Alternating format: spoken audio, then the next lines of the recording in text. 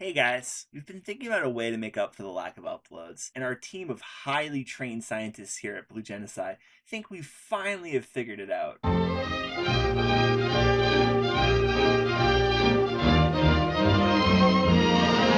How is that for a video opener?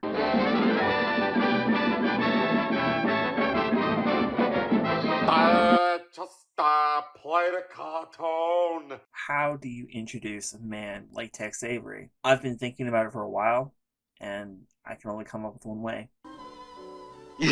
What's your answer to that, babe? Well, my answer is... No!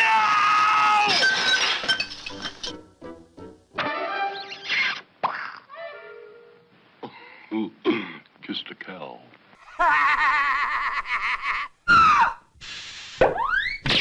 You did a fine job, boy. Congratulations. Thank you, sir.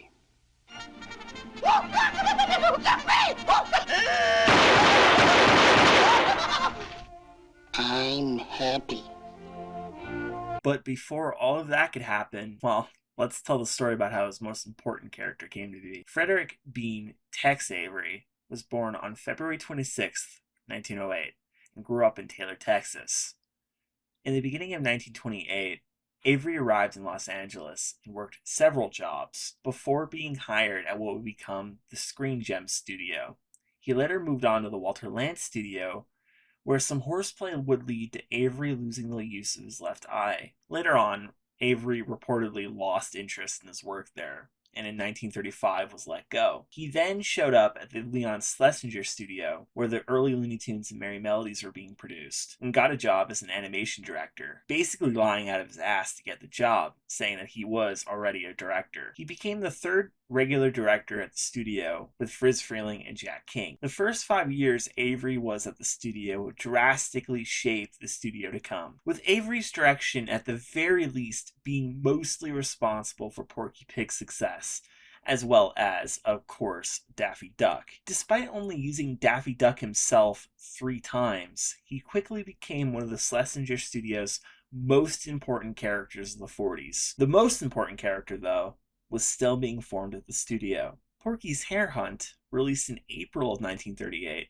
was an attempt by Carl Dalton and Ben Bugs Hardaway to copy Avery's success with Porky's Duck Hunt by replacing the duck with a screwball rabbit. Despite this being the first spark, this rabbit resembles Woody Woodpecker more than Bugs Bunny, which is no coincidence. Ben Hardaway would be directly responsible for some of the very first Woody Woodpecker shorts, so this rabbit was really a woodpecker in disguise. Chuck Jones later used the rabbit for Merry Melody's short Presto Changeo in 1939.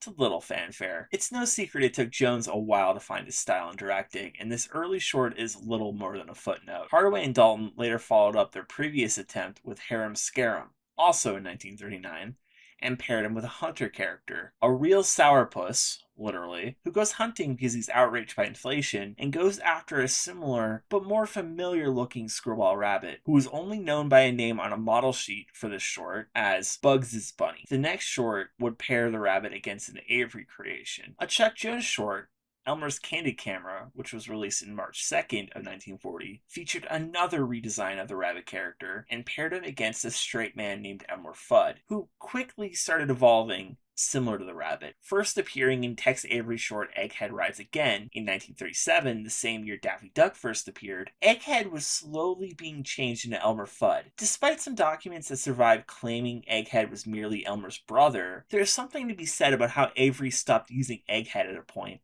and Elmer was the only one that constantly reappeared. The fact is, though, Candid Camera is close, but it's not all there, and most of the shortcomings come down to Jones's lack of timing and speed in his directing at this stage. But now, Avery had been copied multiple times, and was going to take a swing at the rabbit character that had been passed around by his director peers. It was not an uncommon thing for the Schlesinger studio to copy each other, and it's not to say Avery didn't copy the other directors. It's just apparent that the Rabbit and Hunter only existed because of a short Avery did, and it was Avery's turn to direct a short with the two of them together.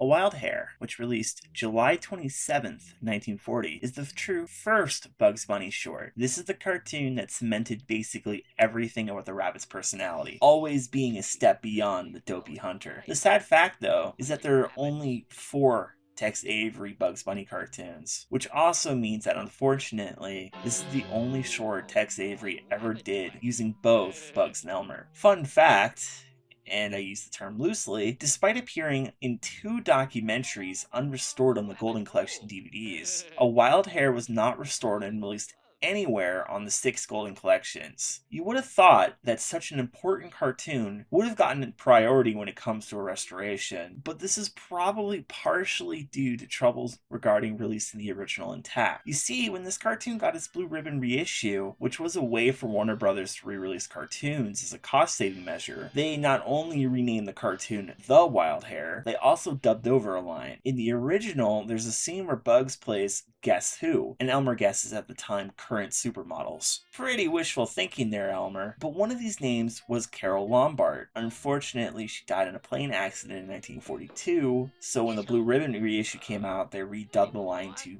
Barbara Stanwyck. And now I'd like to give you guys some of my friends' thoughts about A Wild Hare. First, you're going to listen to Austin Kelly's thoughts from when we did the commentary track on my friend Anthony's channel, and then you'll hear Manny give his thoughts. You know, there are few times in history where everything comes together at the perfect time, when everyone's at the peak of their powers, and a collaborative effort is able to turn something into something wonderful that no one ever expected. And everyone is doing much better than they ever have, and they're all coming together at the same time to really reach perfection. And I think A Wild Hare is one of those times. Some people out there might think I'm joking, but I am dead serious. If you really think about it and break down each one of the staff members that worked on this cartoon, you're gonna notice that they were all, basically with the exception of Tex Avery, at the peak of their powers and doing work and putting out work just as well as they ever could. The cartoon itself might be weak to some people, I don't know who that would be, but the impact that it made on America and the world and cartoon history overall is undeniable, and I think that alone makes A Wild Hare the most important and noteworthy cartoon and maybe even short film of all time. Right away in A Wild Hare, he's the character that he's going to be and that he will be for the next 8 decades. And in the end, I think that's why Bugs was so popular, why he was so special, and why he will remain and why he always has been the greatest character in the history of film. You know, it's kind of funny. Tex was known as kind of a perfectionist, and he analyzed his films frame by frame after they were completed to make sure that there was nothing that he wasn't against. And he looked back on A Wild Hare later on in his life, and he actually said he didn't like it very much. He said he thought the gags were dull and there was something really special about it, and he had no idea why it went over so well. So it's kind of funny that even after creating the greatest character of all time, Tex is still dissatisfied and he's not proud of his own work. But you know what? No matter what Tex says, if you can create a character that's popular as it was when it first came out 8 decades later, you've got a winner on your hands. I mean, I can only imagine how it must have been to be a member of the audience at that time in 1940, to see this character just so nonchalant, so like, hey, whatever, man. Hey, a puncher's pointing a gun at me, I'm just going to chew my carrot and be cool with it. And it's always strange to look back at it now, 82 years later. Obviously, I wasn't alive in 1940 to understand the impact of that character. And also to get the cultural reference, because you have Bugs chewing on the carrot, which is a reference to Clark Gable in the 1934 film It Happened One Night. So I know audiences of the time would have gotten a kick out of that reference that has been lost to time. As for the cartoon itself, I mean, what more can be said about it? It's depending on, like I said before, if you consider this Bugs' official debut or just the 5th cartoon featuring Bugs Bunny or whatever you want to call him, it's a solid cartoon, a solid debut, a great cartoon in 1940. So lushly animated. It's not as fast or crazy as what you would usually associate with Tex Avery's work. Avery just got all the the elements down and made Bugs, as well as Elmer, just really made them into the success story that they still are after all these years. Just a few things I want to point out, which I really like. So the beginning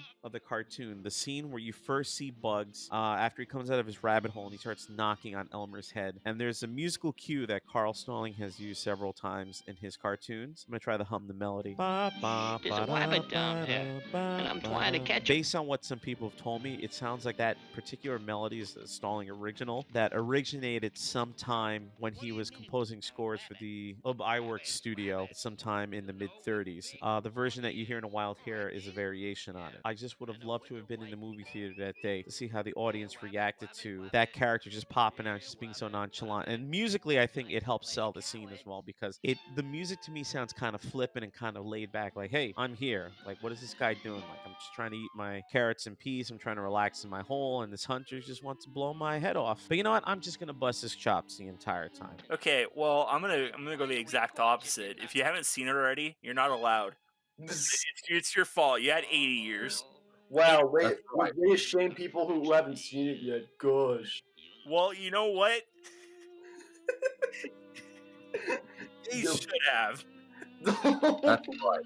What's interesting, though, is that Avery was the kind of director that never really set out creating an ongoing character. He was more about the gag and what made people laugh, versus seeking to create a so-called star character. If the character hadn't taken off, the short would have been just like Avery's other one-shot shorts that he was doing at the time, and especially when Avery goes over to MGM. A Wild Hare is honestly not too different from the previous Elmer's Candy Camera. Both shorts even end somewhat similarly, but there is just something to be said about how Avery handled it that surpasses Candid by a huge stretch. But even Avery didn't understand what worked with A Wild Hare, and that's why the next short...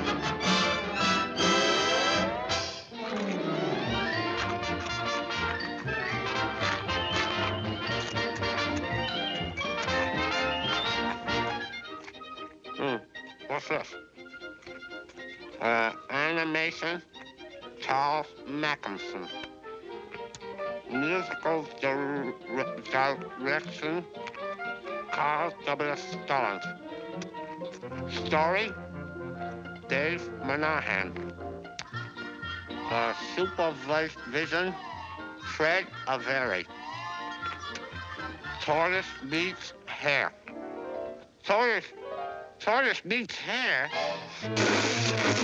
Tortoise meets Hare? That is such a cool title card. Anyhow, Tortoise Meets Hare was released March 15th, 1941, sandwiching another Chuck Jones effort that's largely been forgotten today, Elmer's Pet Rabbit, in between the much better known Avery shorts. The plot of this cartoon is pretty simple, yet it's a very effective parody of the fable. The best part being Bugs, from the very first time we see him, is outraged. In his anger, he is easily swindled by Cecil Turtle, who gets his turtle friends in on the gag to beat the rabbit in the race, something that's clearly ignored in the Clampett-directed sequel. While only appearing in 3 shorts in the classic run, likely because Avery left the studio not long after this, Avery did create a successor-type character in the form of Droopy not long into his time at MGM. Now, because Avery was all about the gag, his next 3 shorts featuring Bugs, it features the Bugs at times that may not be the Bugs that we all know and love today.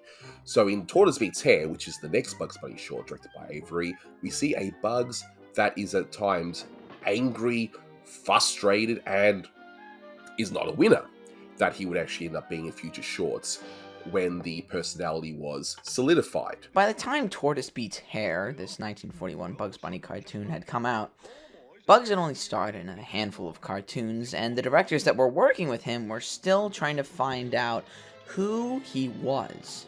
Even after Bugs' character was set in stone and people knew who he was supposed to be and how he was supposed to act, the Warner guys liked to twist around the typical Bugs formula and put him up against different enemies, sometimes that weren't just Elmer Fudd or, in later cases, Yosemite Sam. And in some cases, they actually like to make Bugs the victim. Probably the most notable of these twists on the Bugs formula was this Tortoise Beats Hare trilogy that was started by Tex Avery with this wonderful cartoon in 1941. Now, I think Tex Avery made Bugs the victim for this specific cartoon, not because he didn't know who Bugs was yet, but because he just wanted to do whatever he wanted with the character. Although Chuck Jones thinks otherwise. Here's Chuck on Bugs in his early days. Quote, "If you look at the Wild Hare, and you look at the next one, like the Tortoise and the Hare thing, you'll notice that Bugs is the victim. The turtle steals all of Bugs' characteristics, and Bugs becomes the victim. He becomes the Elmer Fudd. So it took 2 or 3 pictures for anybody to realize what they were working with." I have to say, though, I don't agree with Chuck's assessment of the character and how Tex handled him. I think Tex knew perfectly well how the cartoons would go and the dynamic that Bugs and Elmer had. He just wanted to have fun with the character, screw around with it, see what it could do, see what it was capable of, and that's what he's doing here with putting Bugs in as the Elmer Fudd, as Chuck puts it. But regardless of what you think about Tex's understanding of the Bugs Bunny character, Tortoise Beats Hare is a wonderful cartoon that gives us a refreshing new taste from the now set in stone as the typical Bugs Bunny cartoon formula with Elmer Fudd or Yosemite Sam in it. So Tortoise Beats Hare, which is from 1941, is, I would say, my second favorite of the trilogy of cartoons that Bugs was pitted against Cecil Turtle. As I was saying with the my thoughts for A Wild Hare, Tortoise Beats Hare is just, it's a shame that Avery had to leave the studio under the circumstances that he did, which I'll get to a little bit more when I talk about A Heckling Hare. But it's been said that Avery had the best unit in the studio in terms of just how beautiful the animation is. I mean, Jones's unit had a run, obviously, was lushly animated and had phenomenal animators on his staff. You know, people like Ken Harris and Robert McKimson, who eventually moved over to the Avery unit. And there's just something about those early Bugs cartoons that were done by Avery that just, it's interesting how they look both very beautiful in terms of animation in the draftsmanship, but at the same time you're already starting to see the zaniness of Avery really shine through with some of the work from Virgil Ross, some of the work from Rob Scribner. And with the cartoon Tortoise Beats Hare itself, I really just like how, I mean, this term didn't exist back then, but how meta the intro is. I always get a kick out of Bugs reading out the credits. Fred Avery, Dave Monahan for, Fred Avery and Dave Monahan. And again, it's a little slower pace. I would say it's a little bit faster pace than A Wild Hare. It definitely picks up the pace a tiny bit, but I'm thinking, the zaniness of Avery when he went to MGM. And it was interesting that early on in Bugs' career, Avery was willing to play around with the character. I mean, he found success in how Bugs was in Wild Hare, but he said, you know what? I'm going to tweak this character more. I'm going to make him the antagonist of the film. I'm going to really mess around with him. I'm really going to get him. And it really creates a cool cartoon because as the years go on, when you start thinking of Bugs in the 50s and 60s, I've heard some people say that they call him the Fat Elvis Bugs. It becomes kind of bland. But there's something about Bugs, especially in the 40s, how, yeah, most of the time he was playing the hero. But in this one in particular, it's cool to see him fail, or later on when you think of Tortoise Wins by a Hair, which is my favorite of the 3 cartoons in this trilogy. Just how he becomes just really nasty. But, you could say he's justified in it despite the fact he was being arrogant and he was trying to replay the actual story of the tortoise and the hare, and just some amazing animation in that one from the animators that Bob Clampett inherited from Tex Avery. I just always get a kick out of hearing Mel Blanc do dopey voices, with Cecil Turtle. Hello there, Mr. Rabbit. I love the backgrounds and animation of Bugs in the short. One thing I cannot take away from this short is how good it looks, and it's a real testament since A Wild Hare was also very nice to look at. But I think this is the nicer looking cartoon. I don't overly love the idea of Bugs as the loser, but Avery did it so well, even if this is my least favorite in the Cecil Turtle trilogy. In case you're wondering, my favorite is Rabbit Transit, so you can tell I shouldn't be allowed to have an opinion.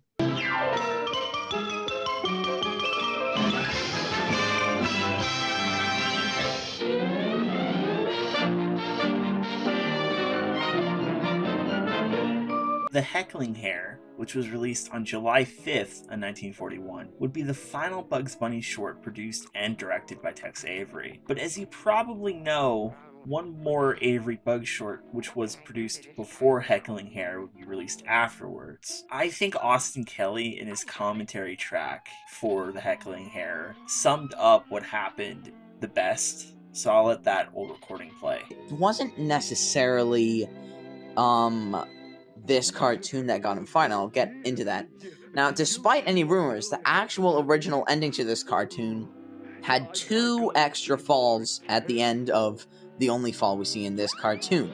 Now, Leon wanted the 2 extra falls cut, which was 40 feet of film, and Tex got mad and he didn't want it to happen, but the cut was made anyways and he was suspended for 4 weeks. I also feel that the suspension was because of the censors getting into the crackpot quail and Clark Gable getting involved and Hollywood steps out. So I think this cartoon was really just the straw that broke the camel's back. During his 4-week suspension, Avery quit and he pursued an idea that Tex wanted to do at Schlessinger's, which involved animals with human mouths cracking jokes.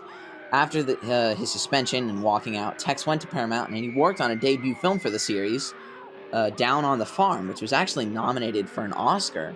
But he soon went to MGM, thank God, and the rest is history. It's a real shame, since I think this might be the most competent of the 4 Avery Bug shorts. Yes, even over A Wild Hare. It has some really great gags, like one of the strongest uses of the fake-out death trope, as well as a gag with Bugs mimicking the dog, which just has one of the greatest payoffs in animation history. Here's Manny with his thoughts. I'm going to start to sound like a broken record, but I love the animation of these Bugs cartoons from Avery. He only did 4, and it's a drag that he only had the opportunity to do 4 with arguably his most famous character. I always get a kick out of Avery whenever he does character voices, when he does the voice of Willoughby the dog. I know he also did the voice for the same character in The Crackpot Quail from the same year. It's also really cool that that cartoon finally had its original soundtrack released not that long ago in the Tex Avery Volume 3 Blu-ray. If you did not buy it, please go get it. So hopefully we can get more classic animation like that on Blu-ray and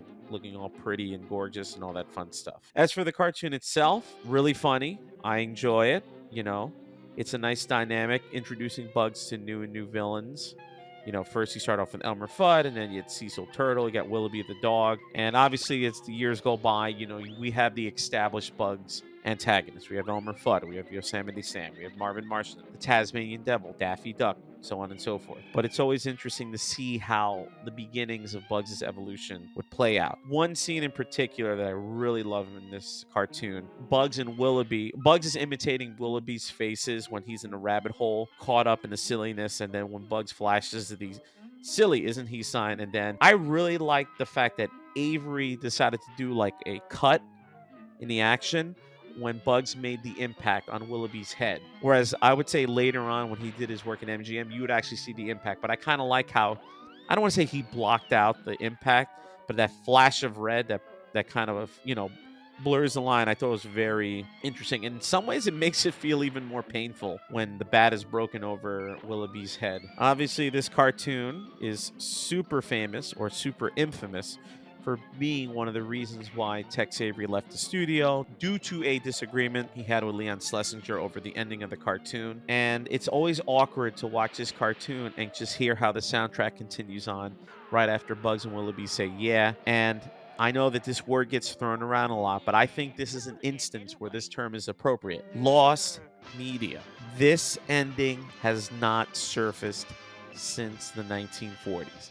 It was probably cut out of the original, you know, nitrate film, the original film negative, and tossed out, lost to the sands of time. That is actual lost media. Now, I could be wrong. We could always see this footage possibly unlost. I guess would that be the word? I'm hoping that maybe one day that this original ending of this short will resurface. But for all intents and purposes, this is actual lost media. There is no trace of this particular ending to exist.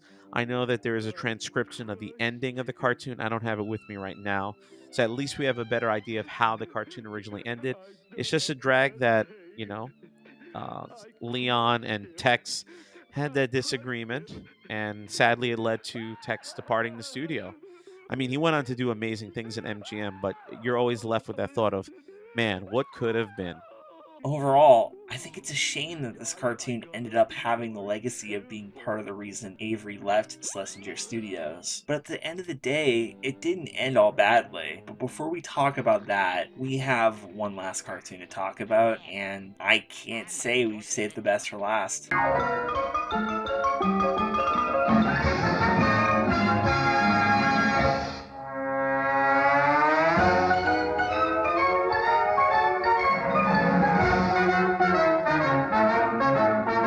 All This in Rabbit Stew was released on September 13th, 1941, and is the final released Tex Avery short, as well as the only Bugs Bunny short that is part of the Censored 11, a series of Looney Tunes and Merry Melody shorts that were pulled from TV in the late 1960s for being racially insensitive. If that doesn't tell you that this is a problematic short, I don't know what to tell you. I'll let Anthony from the older video explain the stereotype used here.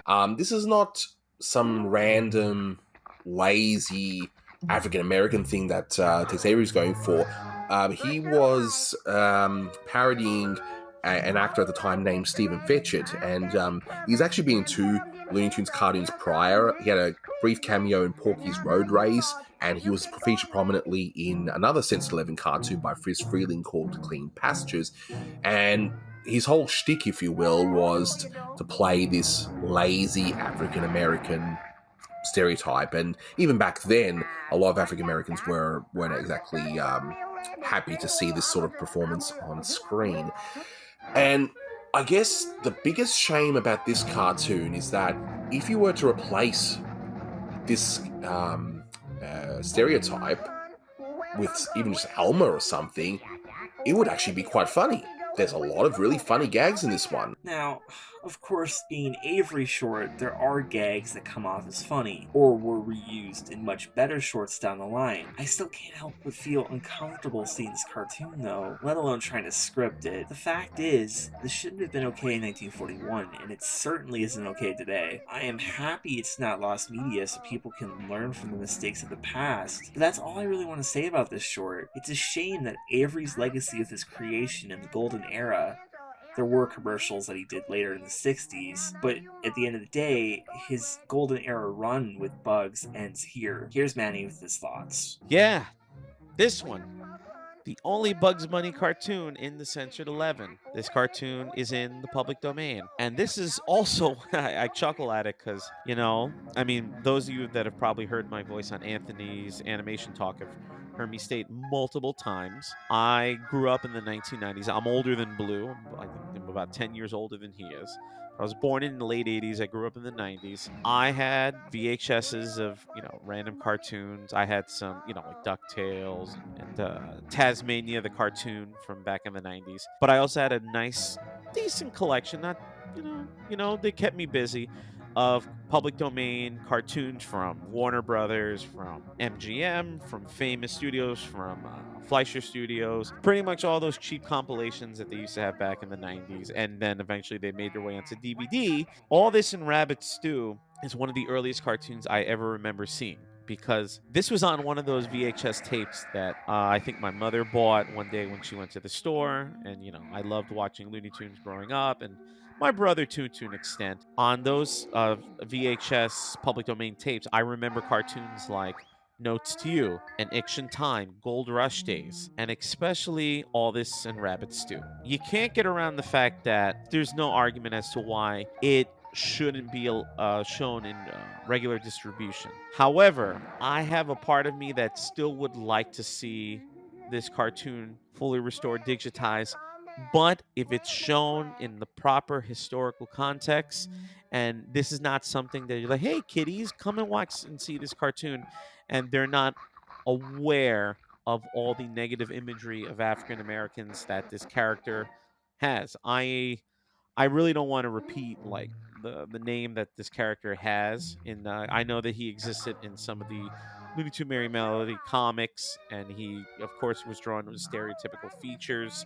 But I do know that there is the model sheet of this particular character, the hunter in the cartoon, that he's called Texas, followed by a racial slur that I do not want to use. There is a photo of it on Looney Wiki that you could see the photo, but the word is obscured by another sheet of paper on top of it. And it's Sadly, again, a reflection of the ignorance and the bigotry that existed at this time. One scene in particular that I really, really enjoy from this cartoon is the log scene, which was later reused in The Big Snooze from Clampett in 1946. And I really like what Carl Stalling did there musically when the hunter is leaving the log here, bum, bum, bum, bum, bum, bum, bum, bum, bum, bum, bum, and then you hear a sequence. So a sequence in music is when you repeat the same melodic and rhythmic pattern, but you go slightly higher, slightly lower.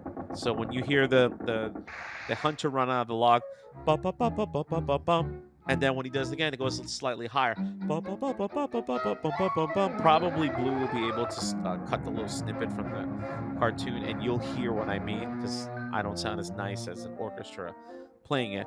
The reason I decided to do a video like this in the first place was to challenge myself. I have seen all 4 of these cartoons for historical context, and even 3 of them from entertainment. And if I could have one thing stick with you from this video more than Tex Avery is important because without him, Bugs Bunny wouldn't exist, it would have to be that even if you don't like your own work, it doesn't mean it's without merit. Avery was not happy with the Wild Hare. It might not even have seen reason in why it became popular. As I and my colleagues have spent the last half hour explaining to you, it's that these 4 cartoons are pretty different from each other. None of them have the same antagonist or Bugs, yet all of them have merit for existing. Yes, even all this and Rabbit Stew, as despite the numerous issues we have brought up in this video, there are still signs of Avery's future legacy shown in all this that the rest of his Warner output doesn't actually show. Avery's team of animators were arguably some of the greatest the industry had ever seen at that point, but honestly, you can make the argument that the Avery unit got even better under its next director, Bob Clampett.